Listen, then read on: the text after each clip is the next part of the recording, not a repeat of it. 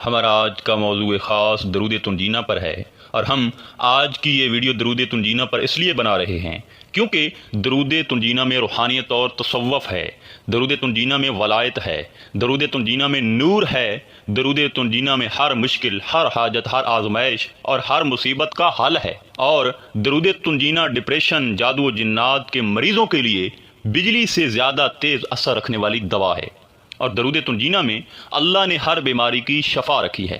دیکھیں سامعین، اگر آپ ولایت کے متلاشی ہیں یا کوئی سخت حاجت یا ابھی بتائی گئی کسی مرض یا مسئلہ یا کوئی اور مصیبت میں آپ مبتلا ہیں اور آپ وہ ہار چکے ہیں یا نا امید ہو گئے ہیں، تو بس آج سے آپ کو انشاءاللہ تعالی نئی زندگی ملنے والی ہے۔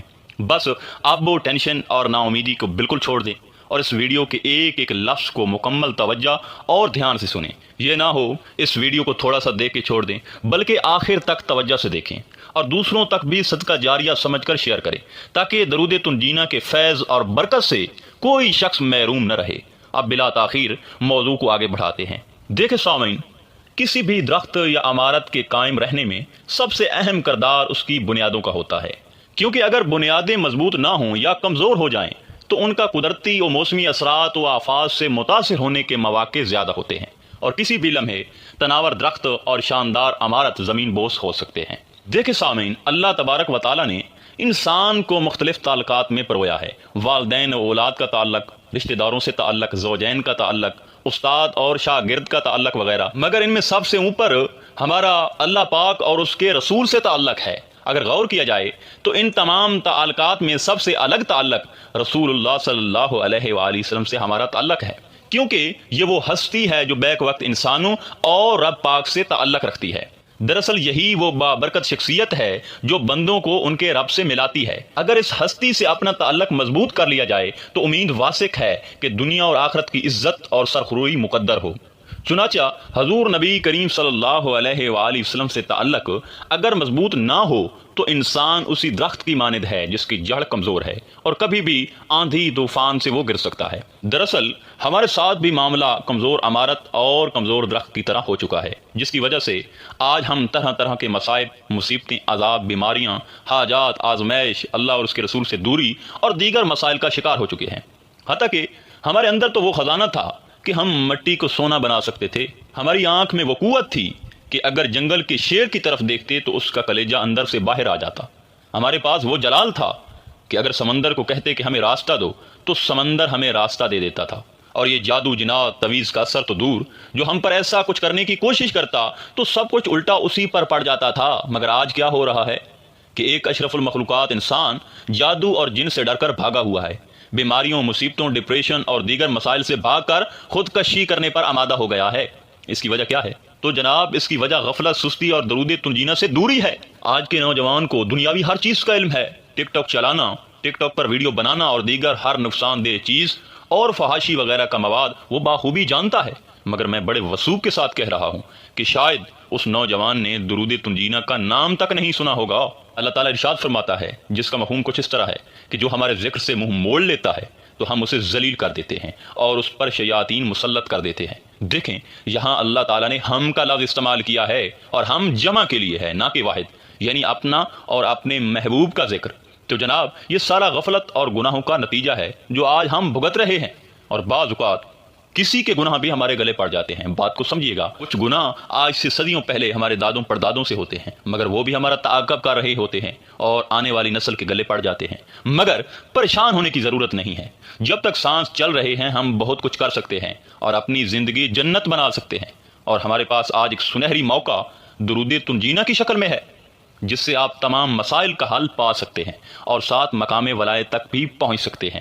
دیکھیں سامعین، اولیاء کرام نے درود تنجینہ کے راز سے پردہ اٹھاتے ہوئے کہا ہے کہ یہ درود دراصل نبی کریم صلی اللہ علیہ وآلہ وسلم کی ایک دعا ہے، اور نبی کریم صلی اللہ علیہ وآلہ وسلم کا جو امتی اس درود کو پڑھنا شروع کر دیتا ہے تو جناب سرکار دو عالم صلی اللہ علیہ وآلہ وسلم گنبد خضرا سے اس امتی کے لیے دعا کرنا شروع کر دیتے ہیں۔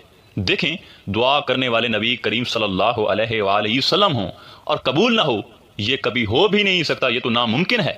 اچھا، اب اہم چیز کہ اس درود سے کیا حاصل ہوتا ہے، کون سے مسائل کا حل ہوتا ہے۔ دیکھیں سامعین، اس درود کی 7 لائنیں یعنی 7 حصے ہیں، اور ہر لائن میں ایک کائنات چھپی ہے، ہر لائن میں آپ کے مسائل کا حل چھپا ہے، اور ہر لائن میں اللہ کی رحمت اور اللہ کا فیض چھپا ہے۔ پہلا حصہ ہے بسم اللہ الرحمن الرحیم، اللہم صلی علی سیدنا محمد صلاۃ تنجینا بہا من جمیع الاحوال والآفات۔ دیکھیں، یہ جو پہلا حصہ ہے، جب انسان ایک خاص طریقہ سے اس درود کو پڑھتا ہے، طریقہ اور تعداد بھی انشاءاللہ ہم آخر میں بتا دیں گے، تو اس کی برکت سے انسان ہر قسم کی آفات و بلیات سے محفوظ ہو جاتا ہے، اور جس آفات کا انسان پہلے سے شکار ہوتا ہے وہ ختم ہو جاتی ہے۔ اور آپ کو پتہ ہے کہ آفات و بلیات کیا ہوتی ہیں؟ یہ بیماریاں، یہ مصیبتیں، یہ مصائب، یہ ڈپریشن، یہ خواہ مخواہ کی بے چینی اور جادو و جنات، یہ سب آفات و بلیات ہیں۔ مگر جب انسان درود تنجینا سے دوستی کر لیتا ہے تو یہ سب آفات اور تمام باطل چیزیں انسان کو چھوڑ کر بھاگنے پر مجبور ہو جاتی ہیں، کیونکہ درود تنجینا سفلی چیزوں کے لیے موت ہے۔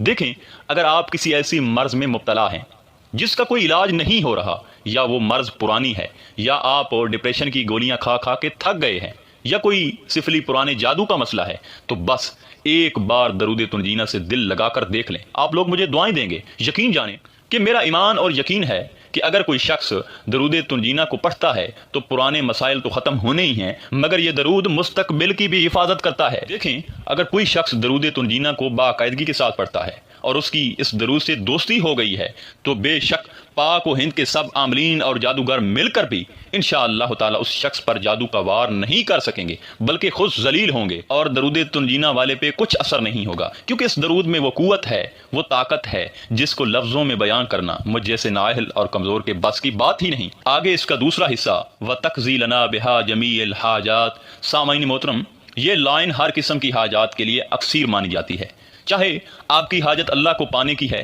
چاہے آپ کی حاجت اولاد کی ہے، چاہے آپ کی حاجت بچے بچیوں کے نیک نصیب کی ہے، چاہے آپ کی حاجت گھر لینے کی ہے، چاہے کوئی بھی آپ کی حاجت دین اور دنیا کی ہے، انشاءاللہ تعالی اللہ کے فضل و کرم سے پوری ہو جائے گی۔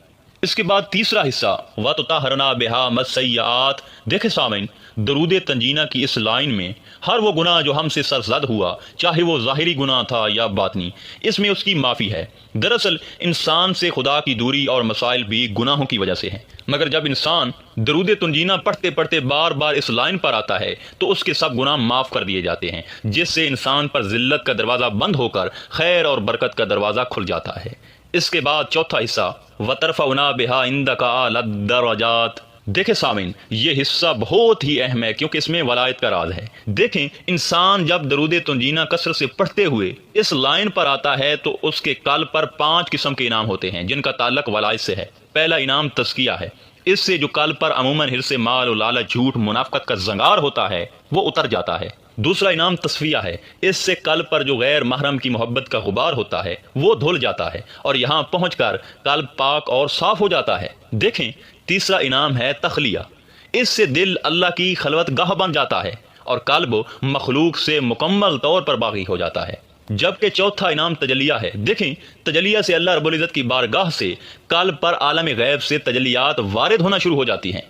جبکہ پانچواں انعام تحلیہ ہے، اور اس سے بندے کو اللہ کے اخلاق کا زیور پہنایا جاتا ہے اور درجہ بدرجہ اس کے درجات بلند ہونا شروع ہو جاتے ہیں۔ پھر یہاں پہنچ کر انسان چاہے کھانا کھاتا ہے یا پانی پیتا ہے تو یقین جانے کہ اس سے اسے نور ملتا ہے، اور اگر وہ سوتا ہے تو نیند کے وقت بھی اسے نور ملتا ہے، اور اس کا آرام کرنا بھی عبادت بن جاتا ہے، حتیٰ کہ کھانا پینا، چلنا پھرنا اور لوگوں سے تعلقات، یہ سب عبادت بن جاتی ہے۔ اور یاد رہے، جب یہ کیفیت ہوتی ہے تو بندہ بشری خصائل سے پاک ہو جاتا ہے اور یہاں پہنچ کر وہ ولی بن جاتا ہے، اس کے لیے ولایت کا دروازہ کھول دیا جاتا ہے۔ اس کے بعد پانچواں حصہ وَتُبَلَّغُنَا بِهَا أَقْصَى الْغَایَاتِ۔ دیکھیں سامعین، درود تنجینا کی یہ جو لائن ہے اس کا تعلق نیکیوں سے ہوتا ہے۔ جب انسان کثرت سے درود پڑھتے ہوئے بار بار اس لائن پر آتا ہے تو درود تنجینا پڑھنے والا قدم با قدم نیکیاں کرتا رہتا ہے، اور اسی طرح وہ نیکیوں کے انبار لگانا شروع کر دیتا ہے۔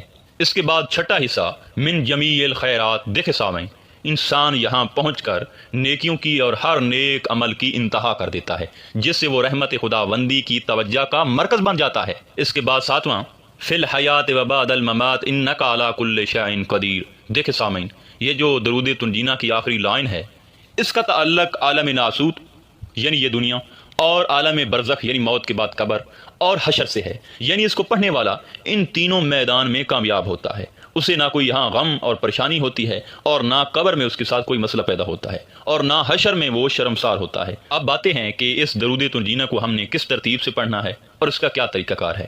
سب سے پہلے ایک بات ذہن نشین رہے کہ اس درود پاک کو مکمل پڑھنا ہے۔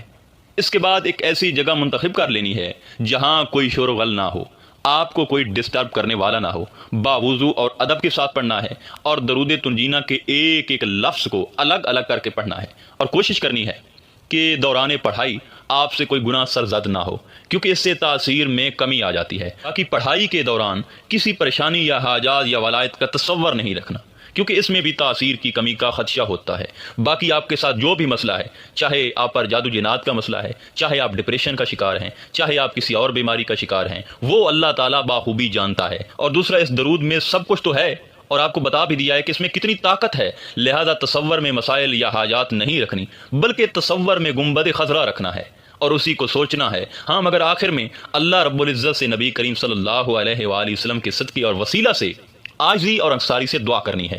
اور اب اگر اس درود کی تعداد کی بات کریں، اگر آپ پہ جادو یا جنات کا مسئلہ ہے تو اس کو دن میں 512 مرتبہ پڑھنا ہے، اور پڑھنے کے بعد پانی پر دم کر لینا ہے، اس پانی کو بھی ساتھ استعمال کرتے رہنا ہے۔ اور اگر آپ کسی اور جسمانی بیماری کا شکار ہیں تو اس کو دن میں فقط 300 مرتبہ پڑھنا ہے۔ اور اگر آپ ڈپریشن کا شکار ہیں، چاہے وہ جتنی پرانی ڈپریشن کیوں نہ ہو، تو اس کے لیے آپ نے اس کو 435 مرتبہ پڑھنا ہے۔ اور اگر آپ کی کوئی جائز حاجت ہے، چاہے وہ حاجت کتنی مشکل ہی کیوں نہ ہو، اس کے لیے آپ نے اس کو 648 مرتبہ پڑھنا ہے۔ انشاءاللہ تعالیٰ کرم کی انتہا ہو جائے گی۔ دیکھیں سامعین، درود تنجینہ کو چند دن پڑھنے کے بعد آپ کی کوئی بھی حاجت ہے یا کوئی بھی مسئلہ ہے، انشاءاللہ تعالیٰ حل ہو جائے گا۔ اور جو مقام ولایت کے متلاشی ہیں، مقام ولایت کو پانا چاہتے ہیں، تو وہ دن میں اس کو 800 مرتبہ پڑھیں یا اس سے بھی زیادہ پڑھ سکتے ہیں۔ جتنا زیادہ پڑھیں گے مزید اتنا زیادہ کرم ہوگا۔